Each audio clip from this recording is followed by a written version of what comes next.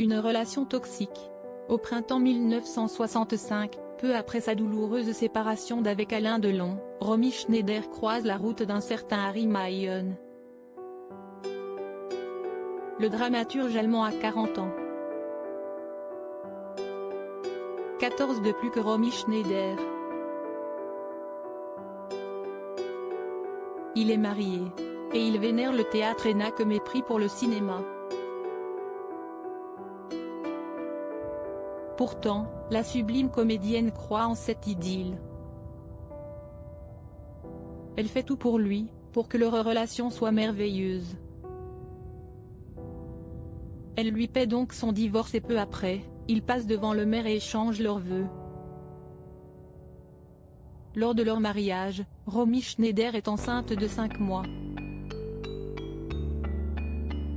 Le 3 décembre 1966, un petit bonhomme pointe le bout de son nez.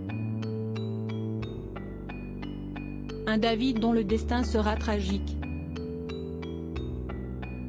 Mais à l'heure actuelle, leur bonheur est indescriptible. Sauf qu'une ombre plane au-dessus de leur tête. Romy Schneider est de plus en plus épanouie professionnellement et passe presque tout son temps en France, rapporte le documentaire Romy, femme libre, diffusé ce vendredi 20 mai sur France 3. Le metteur en scène, lui, est resté à Berlin où les opéras qu'il monte n'ont aucun succès.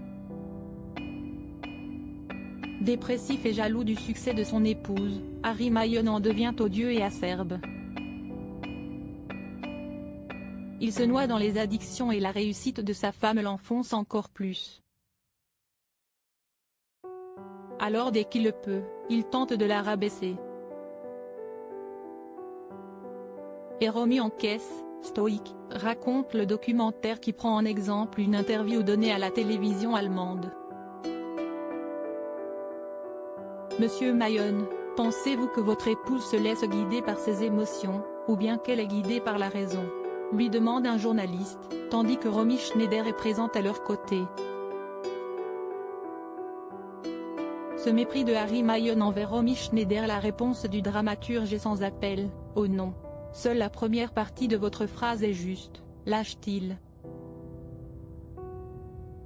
Élégante, Romy Schneider réplique simplement, dans un sourire gêné, que son mari est vache. Et Harry Mayonne de poursuivre sans prêter attention à la mère de son fils, si est-il bien la vérité. Elle est guidée par ses émotions.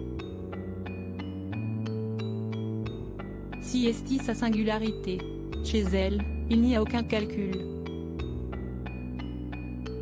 Elle agit uniquement en fonction de ce qu'elle ressent, en privé comme au travail.